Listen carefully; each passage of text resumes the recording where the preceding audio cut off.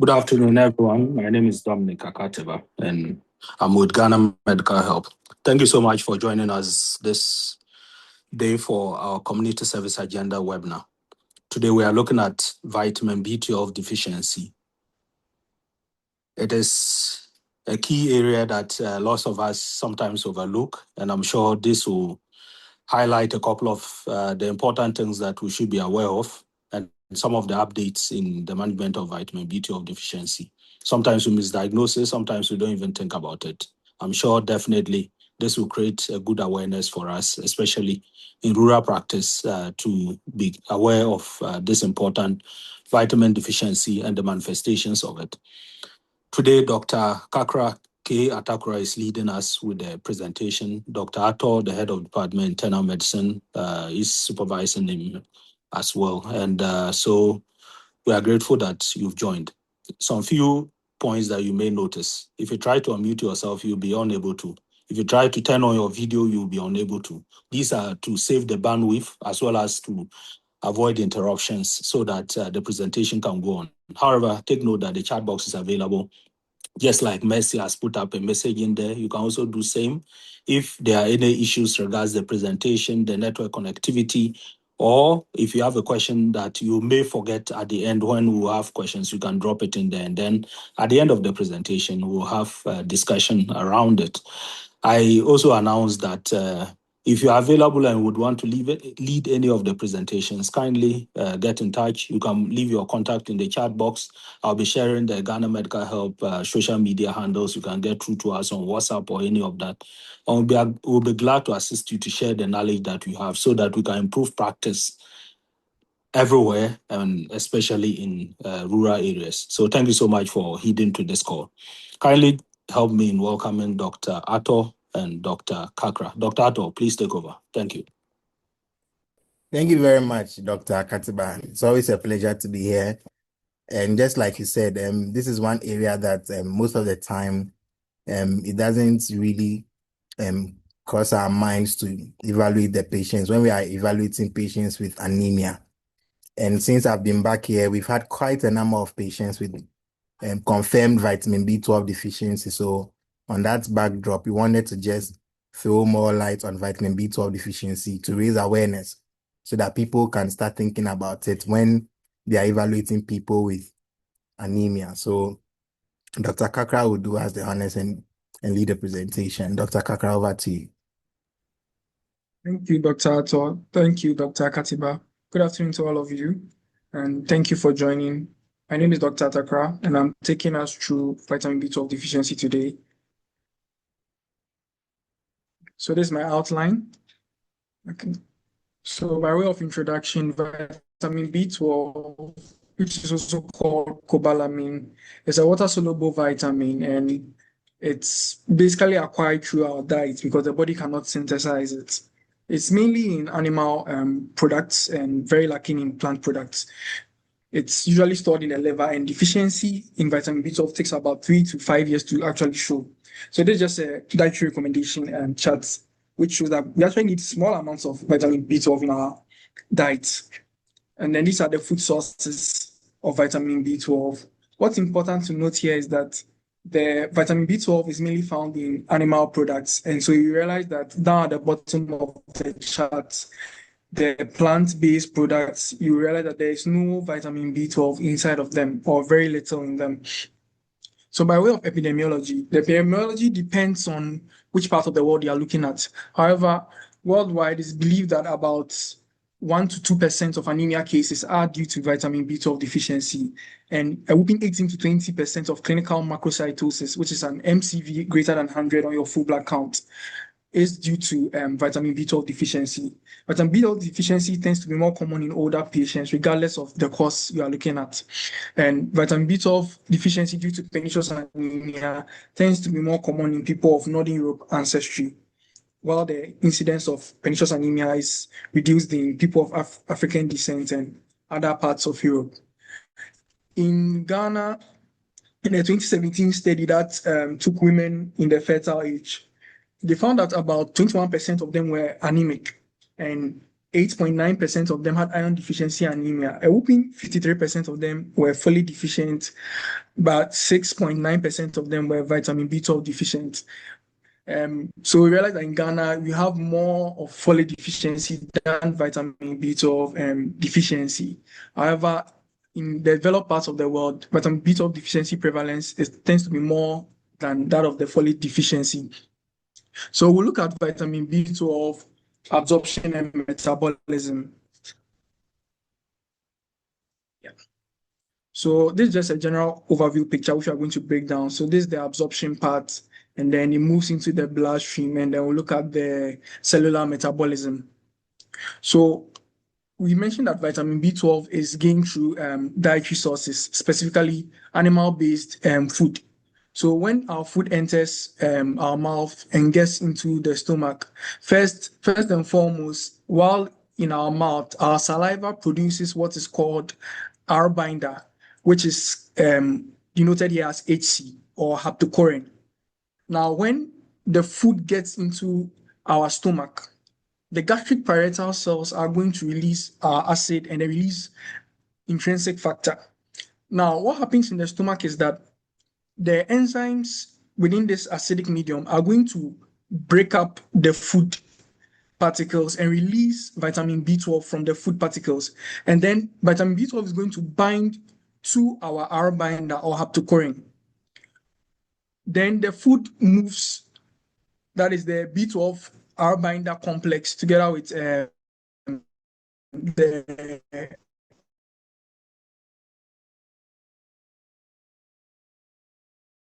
intrinsic factor that has been released by the gastric parietal cell. Pancreatic juices are going to pick up the R vitamin B12 complex and release vitamin B. It comes to our intrinsic factor that was released by the gastric parietal cells. And so that vitamin B12 intrinsic factor complex is finally absorbed in the terminal ileum by an ileal receptor that is specific for vitamin B12. And so from there, it moves into our ileal mucosal cells and then into the bloodstream. Within the bloodstream, vitamin B12 is carried by what is called transcobalamin, which is a protein within the blood that carries vitamin B12 to the end organs. And then vitamin B12 is absorbed by receptor-mediated endocytosis in our end organs. And then when it enters the cells, vitamin B12 is important for two reactions. Now, it acts as a cofactor for catalyzing the reaction between converting metal malonic acid to succinyl-CoA and conversion of homocysteine to methionine. Now, these two reactions are very important as especially responsible for cell replication.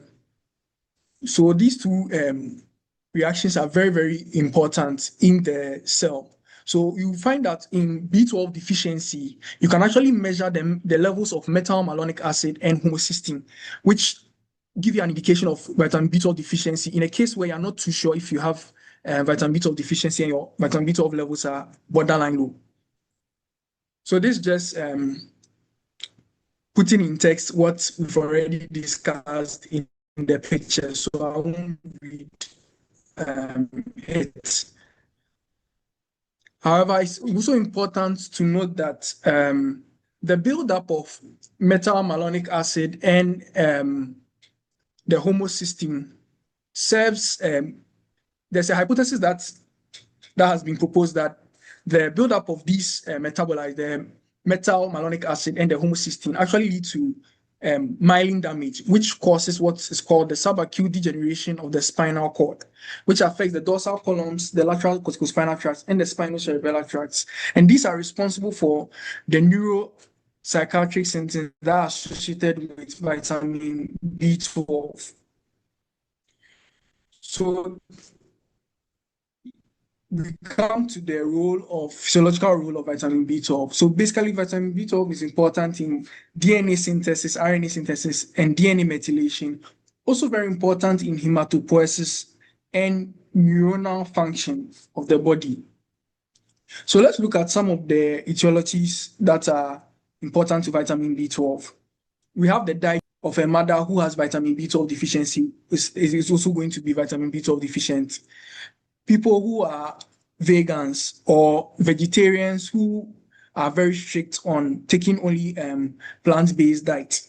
Then people also have a limited intake of animal protein during pregnancy or lactation. Now, if you remember, when we looked at the charts, during pregnancy and lactation, the B12 requirements are a bit higher than when people are not pregnant.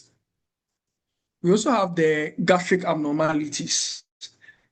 And when you think about the gastric abnormalities, you think about the fact in the stomach, intrinsic factor is produced. So we have the autoantibodies to intrinsic factor. We also have people who have had gastrectomies or bariatric surgeries. So anyone who's had a surgery on the stomach, those people are at risk of vitamin B12 deficiency. People who have gastritis or autoimmune metaplastic atrophic gastritis. We also have small bowel disease. This is also important because we know that vitamin B12 is absorbed in the terminal ileum. So anyone who has had an ileal resection or bypass, anyone with inflammatory bowel disease, and particularly Crohn's disease or ulcerative colitis with backwash ileitis, celiac disease, bacterial overgrowth, tuberculous ileitis, and then the fish tapeworm or radiation enteritis are also very important to note. There are some agents that can actually impair absorption of vitamin B12 and the metabolism. Common of which are the biguanide, so metformin, which is used in diabetics.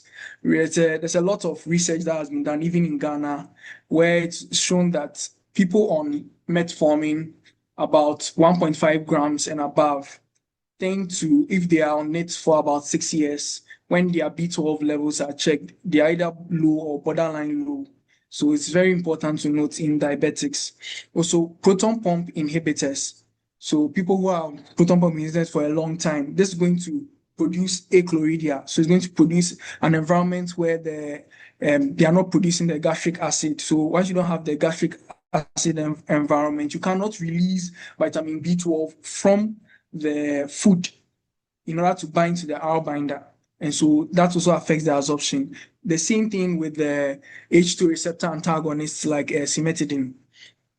Also, we have nitrous oxide, which is used for anesthesia, and some people also use it recreationally. So the thing with nitric oxide is that you actually have the vitamin B12 absorbed. However, it has an irreversible effect on vitamin B12 that is within the bloodstream, where it inactivates it. So the person will actually have vitamin B12. However, the body is not able to utilize the vitamin B12.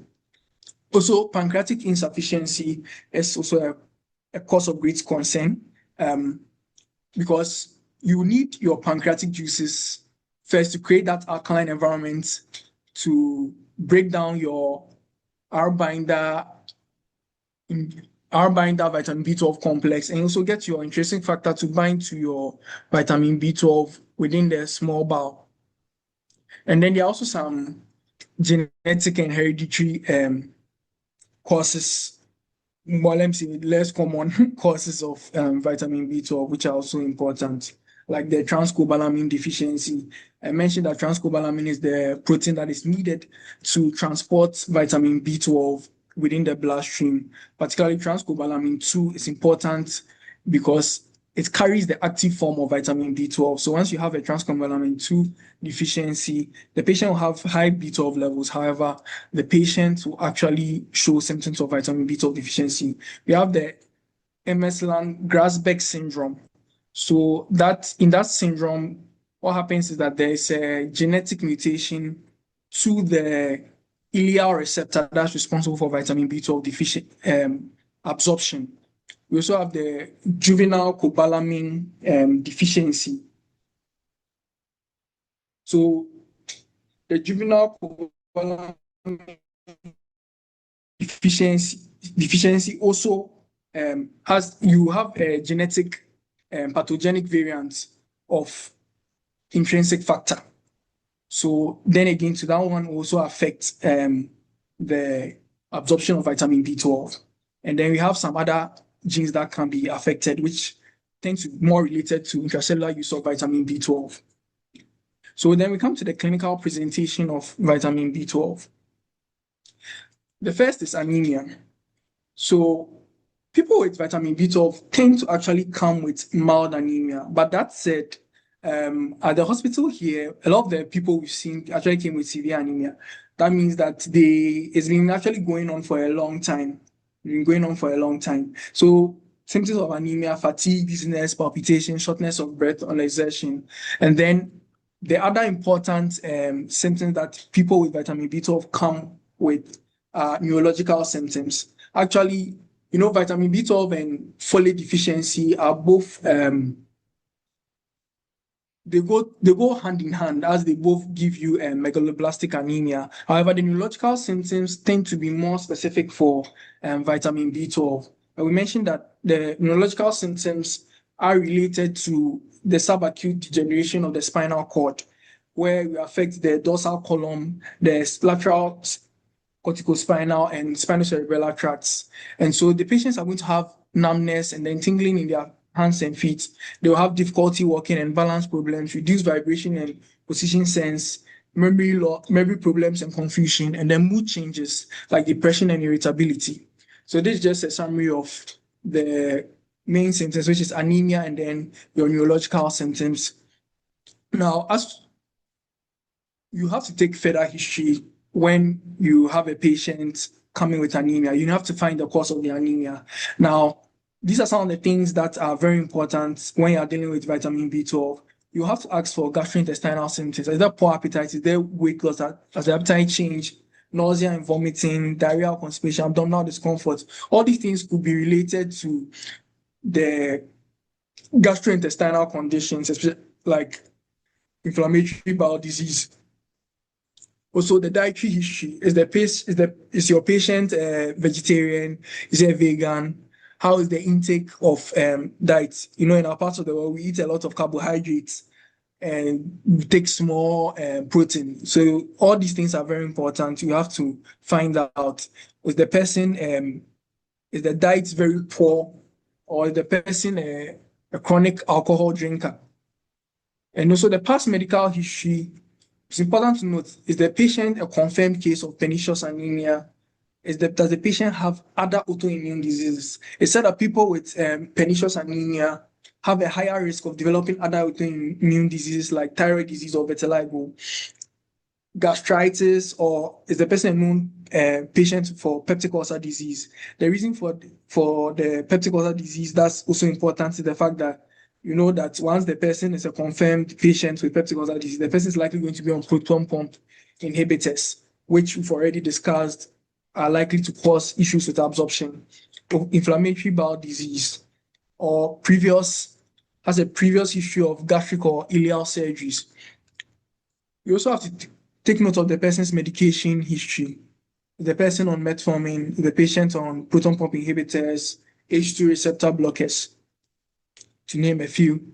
Family history is also important. Is there a family history of anemia? Is there a family history of autoimmune diseases or pernicious anemia? And then the social history, alcohol consumption, recreational use of nitric oxide, nutritional status, and then socio-economic factors that may affect the patient's diet. And so you realize that when you're taking a history for vitamin B12 deficiency, every facet of your history taking is actually very important, because you are not just diagnosing vitamin B12 deficiency. You need to find a cause, which is very important in your management. So move on to the examination findings. So on general examination, you are going to find that the patient may be pale.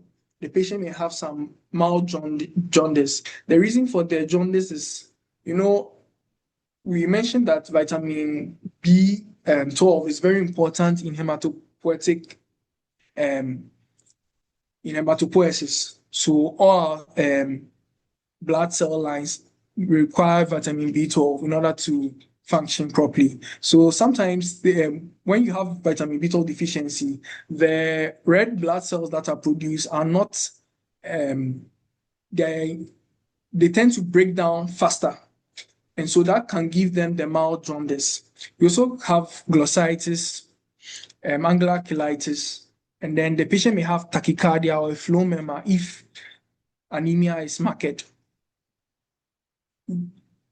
When you are looking at B12 deficiency, a full urological exam is very important together with a mental state exam, because the patient might likely come with peripheral neuropathy, reduced vibration and joint position sense, paresthesias and numbness. They have ataxic gait or a positive Romberg sign, weakness, spasticity, hyperreflexia, or extensor plantar response, which we call Babinski in advanced disease. They also have cognitive or mood changes. So that's where your mental state exam comes in. However, it's important to note that patients with vitamin B12 deficiency may actually come to you with just neurological or the neuropsychiatric symptoms without anemia.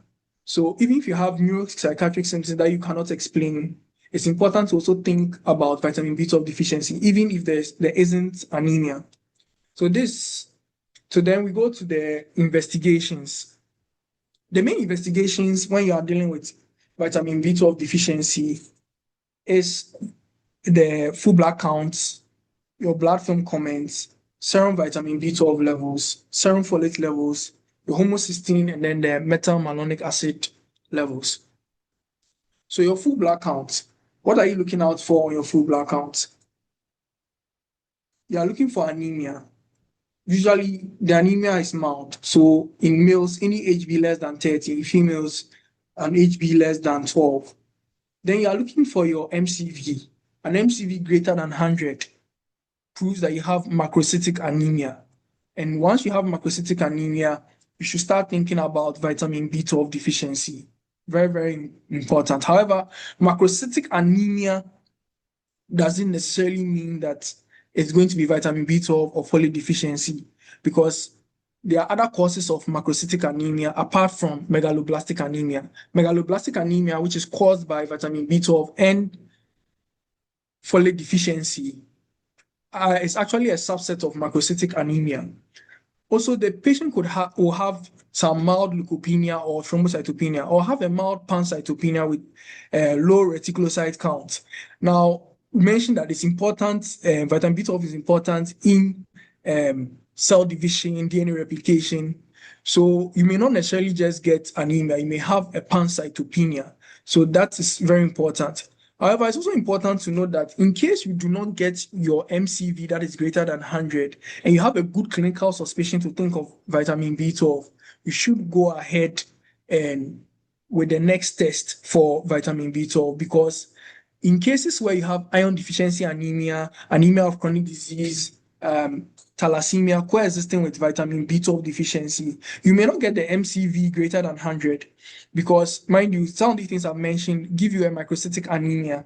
So that mixed picture may give you a normocytic anemia. So if you are still thinking of vitamin B12, what then should you do? You do your blood film comment. But before we go to the blood film comment, I just added these two studies here. So these two studies were done in 1994.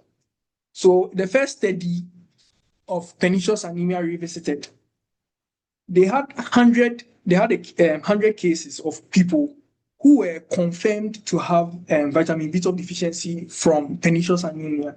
And out of those 100 people, only 25%, only 29% of them had anemia, and only 36% of them had clinical macrocytosis, that's MCV greater than 100.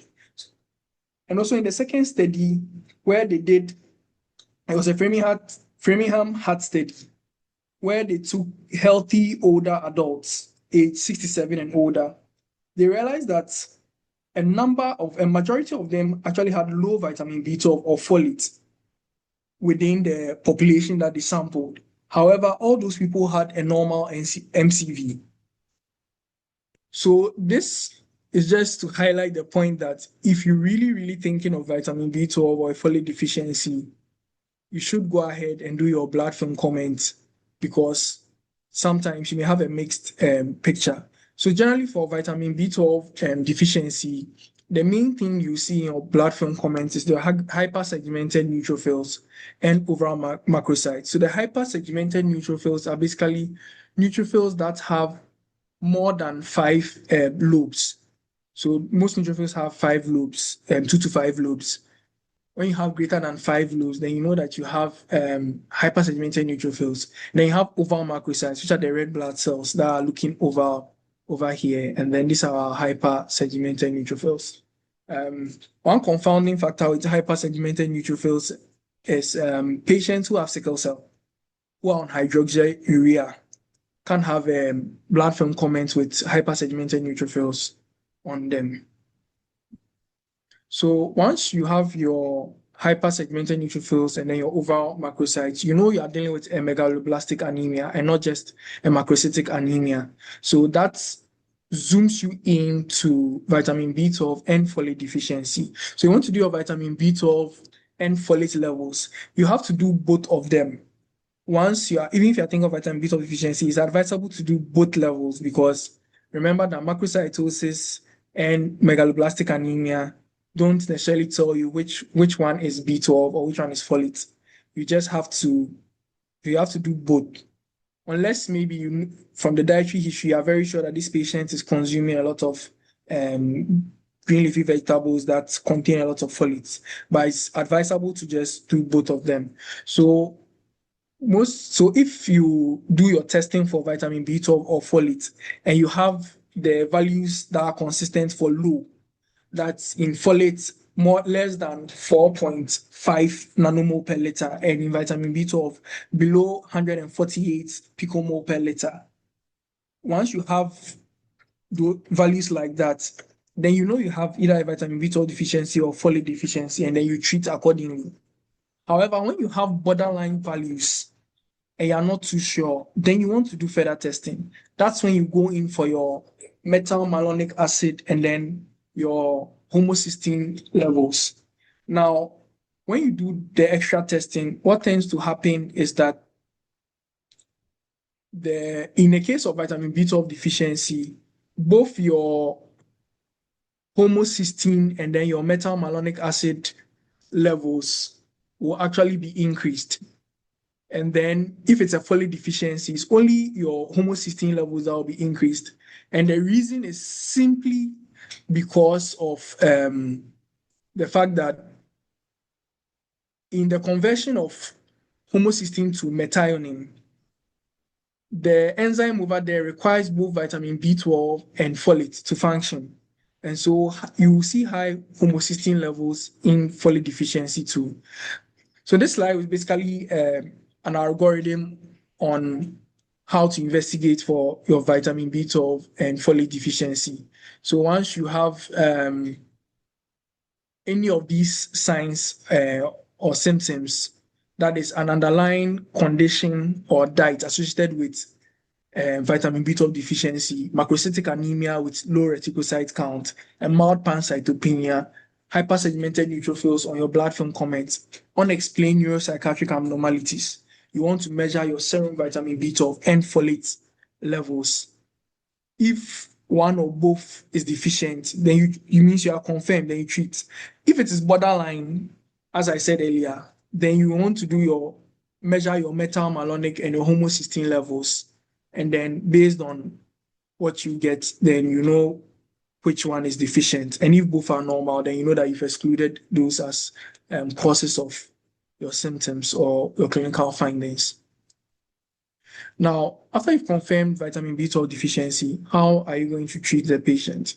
The general principles of treatment are based on the urgency of correction and the route of administration. Now, for agency of correction, is the patient symptomatic? That is the patient anemic, or does the patient have the neuropsychiatric findings? Is the patient pregnant? The issue with pregnancy is that if a patient is pregnant and has vitamin B12 deficiency, the developing fetus is likely going to be have vitamin B12 deficiency. And in neonates and infants, who are born to vitamin B12 deficient mothers, they don't take the 2 to 3 years or 3 to 5 years to show deficiency. That first year of life, they are going to have issues due to the vitamin B12 deficiency because they don't have stores to begin with. And then the other principle of correction is the route of administration. You either choose between oral or parenteral treatment. The oral treatment usually is used for dietary deficiency, and the parenteral treatment is usually used for people who have issues that are causing impaired absorption or they are symptomatic. So generally, treatment depends on the facility protocols. However, the main therapeutic preparations are cyanocobalamin and hydroxycobalamin. Hydroxycobalamin has better bioavailability than the cyanocobalamin. So with that one, once you are done with the initial correction, you can give about you can administer it about 2 to 3 months, every 2 to 3 months as an IM dose. The cyanocobalamin has an IM dose and also has an oral dose or sublingual, which also given as sublingual. Yeah. So what's the therapeutic regimen? As I said, it depends on where you are. But over here, what we do is initially for the first 1 month, we give the cyanocobalamin 1,000 micrograms once a week for the first month, and then once every month for up to 6 months. You can also give oral. I've not seen us administer oral over here, but oral correction of deficiency is also available. Yes, when I did my research, it's actually available in Ghana, which you give 1,000 micrograms daily. For the oral correction, that one is just 1,000 micrograms daily. There's nothing like the first month, how much you're giving, and then the subsequent months, what you're giving, but it's just giving us 1,000 micrograms daily. For the maintenance dosing, as I mentioned earlier, for the IM dosing is 1,000 micrograms once every month for cyanocobalamin and 1,000 micrograms once every 2 to 3 months if you are using hydroxycobalamin. Now, with respect to the patients, in some places, the initial dosing, which is like the first month, in patients who are symptomatic, they can actually give the IM dose of 1,000 micrograms about 2 to 3 times weekly for the first month before they taper down to once a month if the patient is very symptomatic. There's also a rule, I don't have in the slides, but there's a rule for blood transfusion. If the patient's HB is very low, you can actually transfuse the patient while you are also correcting the deficiency. So how do you follow up on this patient? You want to be repeating your full blood counts and your serum B12 levels, usually 4 to 8 weeks following the start of correction. And what you're looking out for is resolution of the macrocytosis and anemia on your full blood counts. And then your vitamin B12 levels, you're looking for it to go up. After your initial testing, you can follow up at 6 months and then annually.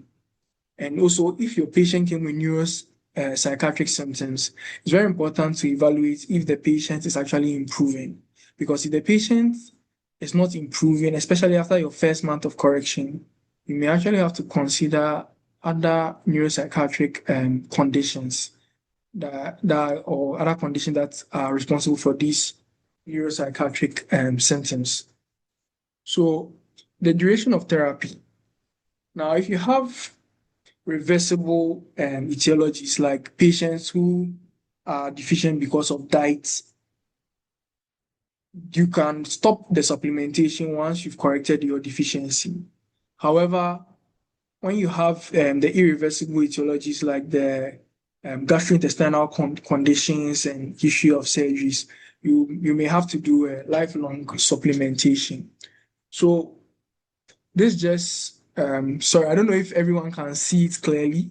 It's a bit small, but it's basically a summary of what we just discussed concerning the treatment. So it's basically an algorithm showing what to do, your initial dosing, and then your maintenance therapy, and then evaluations, which we've already spoken about. So when do you refer the patient to a specialist? Now, if you have concern of a differential diagnosis, I mean, you're thinking vitamin B12 deficiency, but then you also have a clinical suspicion of another differential diagnosis, such as a myelodysplastic syndrome, which may actually require bone marrow evaluation, you need to refer. If also you start correcting your vitamin B12 deficiency, and you notice that your clinical macrocytosis isn't correcting, the anemia isn't correcting, then you might need to refer to a specialist to investigate further. Also, patients who have a gastrointestinal condition that is causing a deficiency, or if you diagnose that the patient has pernicious anemia, and to diagnose pernicious anemia, you have to demonstrate autoantibodies to gastric parietal cells or intrinsic factor. And the test can be done at Lancet. Once you demonstrate that, then that patient needs to be managed by a specialist. Also, if the patient came in with neuropsychiatric symptoms and once you started your correction, these neuropsychiatric symptoms were not responding to treatment, usually after your first month, then you should be considering referring the patient for a neurological consult. So that's the end of my presentation. These are my references. Thank you very much for your audience. Excellent. Thank you so much, Dr. Kakra. This has been great, and I'm sure it serves an important update for everyone, and I've learned a lot. I'm sure most of us who listened to you would have also learned. You did this so concisely and within about 37 minutes. We are grateful. So, guys, if you have any question, kindly electronically put up your hand and then you can go ahead. However, just before that, Dr. Atto, do you want to bring in some points before the questions or after? Thank you very much, Dr. Akatiba. I think we'll take the questions then maybe after. We'll just stress on a few things. Okay, fantastic. So, guys, if you have any question, just electronically raise up your hand and we are happy to unmute you to talk. Not just questions, maybe contributions, additions. Yes, please feel free. Don't be shy. Let's share knowledge. Let's learn together. So wait for questions and comments and contributions and additions.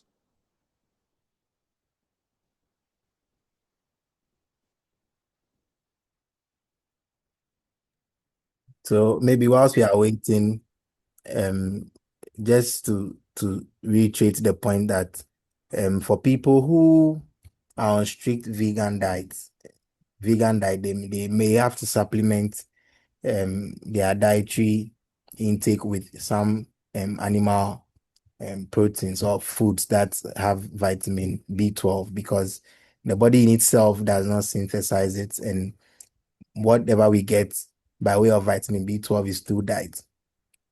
Fortunately for us, the body tends to store very large amounts of B12 in the liver. So for you to have B12 deficiency means that the process has probably gone on for a very long time, minimum 3 to 5 years. So recently we've seen quite a number of patients, and the reason why we also chose this topic, sometimes it doesn't occur to us, but later on we just say let's just do the B12 and folate, and it comes in B12, and especially what we've noticed here is they tend to come in with pancytopenia. So they'll come, all the cell lines are down. You'll be thinking of some hematological malignancy. White cell count is down, platelet is down, HB is down. And most of the time they give you a history of repeated transfusions at the peripheral facility. Every time they go, they'll tell them their blood level is down. They'll give them blood, then they'll go home, they'll come back. Same thing for a very long time. But once you screen them for B12 folate, you realize that most of them, we've had quite a number of them, they have B12 deficiency, and we start correcting, HB comes back up, they start doing well, and they may not have gross neurological abnormalities, but sometimes it's just pancytopenia, and they'll complain of some tingling, numbing sensation, which sometimes they may not even give you. So let's be on the alert whenever we are evaluating our patients with pancytopenia, let's take a good dietary history and let's screen them for B12 and folate. Thank you. Great, great, great. Thank you. So, any questions, any comments, any additions? Please feel free to go on. Raise up your hand and then we can unmute you to talk.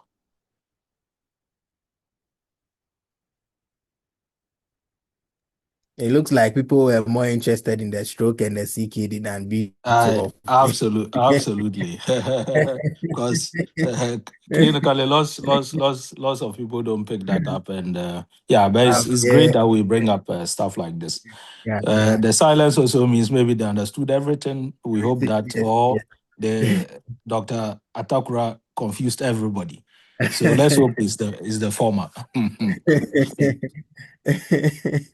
It's there. It's there. If we start, so we are even trying to put together some data to see between last year and this year.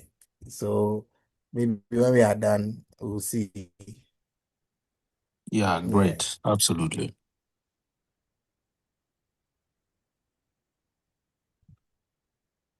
Any questions?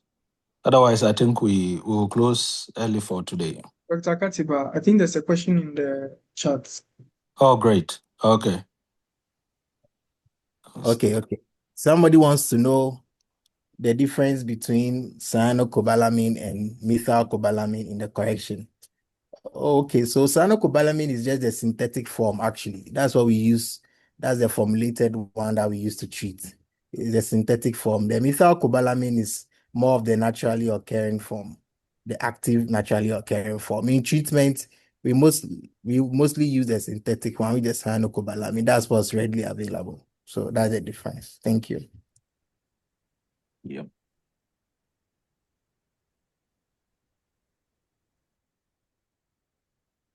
Okay. I think the other two are more of thanking you for an excellent presentation, Dr. Takra. So there's one from Patricia. Thank you for the presentation. Then the wonderful presentation. Great. Yeah, I think it was great and it was excellent. So absolutely. So most of the comments there are such. I just saw one from Jennifer.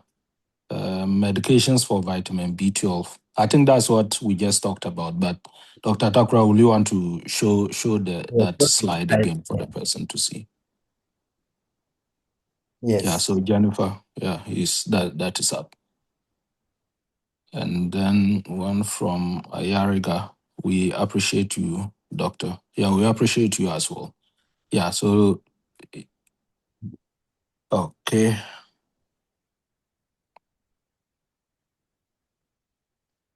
Yeah. So I think most of the comments in there are just thanking you for an excellent presentation. Yeah, so there's another one about how the correction of vitamin B12 is done in children. I really do not have any experience with children, but from our reading, it's still the standard dose that we came across. The thing with B12 correction is there are a lot of different protocols with regards to how it's corrected. Different facilities adopt different protocols, but most of the time you realize that either you are doing your daily for a week, weekly for a month, then monthly for 6 months. Then if it's pernicious anemia, is lifelong, or you are doing between 2 to 3 times a week, weekly for a month, then monthly for 6 months, or you are doing about 2 or 3 times a week for a month. So there are different protocols. In kids, I don't have experience with treating B12 in kids as opposed to adults, but preparing for this presentation, I came across the same dose, the 1 milligram or the 1,000 microgram. And usually for kids, you can do alternate days for about 1 to 2 weeks. Then also weekly for about for a month. Then you can do every 1 to 3 months. But every facility will have their protocol. Usually they tailor it to suit what the facility wants. But when you have B12 in children, always refer to a pediatrician and let them take it up. That's what I would say to that. Thank you. Great. So whilst you were talking, I just checked it up. It's about same like you mentioned, but yesterday I was involved in a discussion that we're talking about protocols, institutional protocols, and so it's recommended that whatever institutional protocol that exists in yours, that will supersede whatever the general guideline would say. At least it always says it's a guideline, right? So it's not to be wholly adopted, but to reflect what your local situation and institutional guidelines are. Great. Yeah, so are the drugs available in the pharmacy? I don't know which pharmacy you are talking about, but like Dr. Takura mentioned, I'm sure they are already available right in the Upper West Regional Hospital, so you can have that. But lots of the pharmacies as well should have them. The recognized big pharmacies, especially with the IM injection, should be available. And I think, yeah, that's it for the questions in the chat box. Anyone with any question that you would want to talk, you can put up your hand. Otherwise, then we can call it an afternoon and get out of here for the rest of the long weekend. Long weekend ahead. Yeah. Okay, so thanks a lot, Dr. Atakra. Thanks, Dr. Ato, for leading us with this excellent presentation. And it's been concise. We'll be able to do it within about 45 minutes. And it just tells us that some of the things, when highlighted in a concise way, helps to keep the participants engaged rather than long presentations like we try to do. I just saw a last comment from Dorcas Ohini asking about the slides. So Dorcas, just check back in the chat box. I've responded to that, as well as all those who want the slides. They'll be made available. The link has been put in there, as well as all the other social media handles of Ghana Medical Help. So if you check in the chat box, you have that. So thanks a lot, guys, for joining us for this week. Hopefully next week we'll come your way with another topic. Have a good one, and happy Eid to our Muslim brothers as they celebrate. We'll come for some of the meat. Thank you. Thank you. Bye. Thank you. Bye-bye. Bye.